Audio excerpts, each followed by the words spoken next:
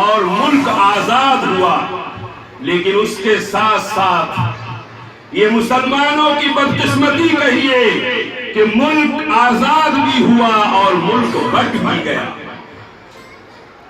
مسلمانوں کو مذہب کے نام پر ایک ملک دے دیا گیا۔ ہمارے اکابر پاکستان نہیں چاہتے تھے، ہمارے اکابر نے ہمیشہ پاکستان کی مخالفت کی ہے، لیکن یہ تو کچھ ناسمجھ مسلم لیڈران جن کے پیچھے فرقہ پرستوں کی حمایت تھی، ملک بٹ گیا۔ ہمارے اکابر سمجھاتے رہے مسلمانوں مذہب کے نام پر ملک تقسیم نہ کرو، اس لیے کہ ملک نہیں بٹے گا بلکہ مسلمان بٹ جائے گا اور مسلمانوں کی طاقت کمزور ہو جائے گی۔ لیکن مسلمانوں کے اندر ایک جنون تھا، وہ پاکستان کے حق میں تھے، انہوں نے ہمارے اکابر کی بات نہیں مانی اور بالآخر مذہب کے نام پر ایک ملک لے لیا۔ ملک بٹ گیا، پاکستان بن گیا۔ ہمارے اکابر میدان میں آئے۔ ملک بٹنے کے بعد ایک ذہنیت اٹھی اور اس نے یہ کہنا شروع کیا کہ جب مسلمانوں نے مذہب کے نام پر ایک ملک لے لیا ہے تو اب اس ملک کا قانون سیکولر قانون نہیں بنے گا، اب اس ملک کا قانون ہندو قانون بنے گا اور یہ ملک ہندو راشٹر بنے گا۔ ہمارے اکابر میدان میں آئے، ہاتھ پکڑ کے بیٹھ گئے اور کہنے لگے کہ نہیں، ملک کا قانون سیکولر قانون ہوگا، ملک کا قانون جمہوری قانون ہوگا۔ لوگوں نے کہا آپ نے تو پاکستان لے لیا، ہمارے اکابر نے کہا پاکستان ہم نے نہیں لیا، پاکستان تم نے بنایا ہے، کیوں دستخط کیے تم نے؟ اگر تم دستخط نہ کرتے کبھی پاکستان نہ بنتا۔ مولانا ابوالکلام آزاد کہتے ہیں میری زندگی کی بہت بڑی بھول ہے کہ میں نے کانگریس کی صدارت سے استعفیٰ دے دیا۔ اگر میں کانگریس کا صدر ہوتا تو میں کبھی ملک کی تقسیم پر دستخط نہ کرتا۔ ملک تقسیم ہو گیا، لیکن یہ ہمارے اکابر کی کوششوں کا نتیجہ ہے کہ ہمارے ملک کا قانون سیکولر قانون بنا۔ ہمارا ملک ایک جمہوری ملک ہے۔ جمہوریت کا مطلب یہ ہوتا ہے کہ اس ملک کے اندر رہنے والے تمام لوگوں کو اپنے مذہب پر آزادی کے ساتھ عمل کرنے کی اجازت ہوگی۔ یہ ہمارے اکابر کی دین ہے۔ اگر ہمارے اکابر میدان میں نہ ہوتے تو آج یہ آزادی اور یہ جمہوری قانون ہم کو نہ ملتا۔ بہرحال ملک آزاد ہو گیا اور بٹ بھی گیا۔ ہمارے پاس آپشن تھے، ہم چاہتے تو پاکستان چلے جاتے، لیکن ہم پاکستان نہیں گئے، ہم نے ہندوستان کو پسند کیا، ہم نے اسی ملک کے اندر رہنے کو ترجیح دی۔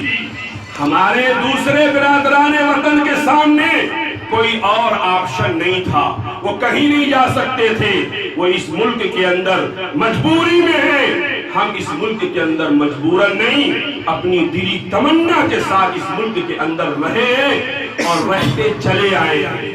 اس ملک سے ہمیں محبت ہے، اس ملک سے ہمیں پیار ہے، اس ملک کی عظمت کے لیے ہم نے ہمیشہ گردن کٹائی ہے اور آج بھی ہم اس کے لیے تیار ہیں۔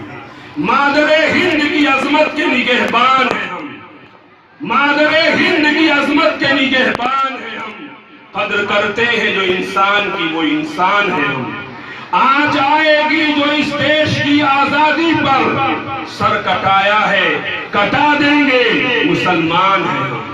میرے بھائیوں، یہ تاریخ ہے۔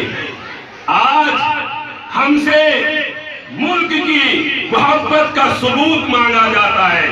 آپ نے اخبارات کے اندر پڑھا ہوگا کہ یوں صوبائی حکومت یہ فرمان جاری کرتی ہے کہ تمام مدرسے کے لوگ جشن یوم آزادی منائیں۔ وہ نہیں جانتی کہ مدارس اسلامیہ آج سے نہیں 71ویں سالگرہ منانے جا رہے ہیں۔ 70 سال سے ان کی تاریخ ایک ایسی زنجیر کی کڑی ہے جس میں کوئی فصل نہیں ہے، جڑی ہوئی زنجیر ہے۔ ہم نے ہمیشہ جشن آزادی منایا ہے اور آج بھی منا رہے ہیں۔ ہمیں ملک سے محبت ہے، کسی کے کہنے پہ نہیں، لیکن لوگ کہتے ہیں کہ مسلمانوں کا کیا ہے، کیا کیا ہے مسلمانوں نے؟ اور یہ بھی ایک افسوس کی چیز ہے، کسے سمجھائیں ہم؟ یہ زلفیں کس طرح سلجھائیں ہم نے؟ ہم سمجھتے ہیں۔ یہ زلفیں کس طرح سلجھائیں ہم نے؟ ہم سمجھتے ہیں۔ کسے سمجھانے جائیں یہ بکھیڑا کون سمجھے گا؟ تم اہل انجمن ہو، جس کو چاہو بے وفا کہہ دو، تمہاری انجمن ہے، تم کو جھوٹا کون سمجھے گا؟ تم چاہے جس کو دیش دروہی کہہ دو اور چاہے جس کو دیش بھکتی کا لیبل دے دو، مسلمانوں کو شک کی نگاہ سے وہی دیکھتے ہیں جن کی ملک کی آزادی کے لیے کوئی تاریخ نہیں ہے۔ میرے بھائیوں، آپ گاندھی کے آدرشوں کو اٹھا کر دیکھیے، گاندھی جی کی تعلیمات کو دیکھیے۔ وہی لوگ جو آج گاندھی کو اپنا کہتے ہیں، وہی گاندھی کے آدرشوں کو نظر انداز کر رہے ہیں۔ گاندھی جی جنہوں نے اس ملک کے اندر اہنسا کا درس دیا، سب سے بڑی ہنسا انہی کے ساتھ ہوئی۔ کس نے کی؟ میرے بھائیوں، مسلمانوں کی تاریخ کو سمجھو، اور اے مسلمانوں تم بھی اپنی تاریخ کو سمجھو۔ اگر نہیں سمجھو گے زمانہ کبھی تمہیں معاف نہیں کرے گا۔ اللہ ہمارے اس ملک کی حفاظت فرمائے۔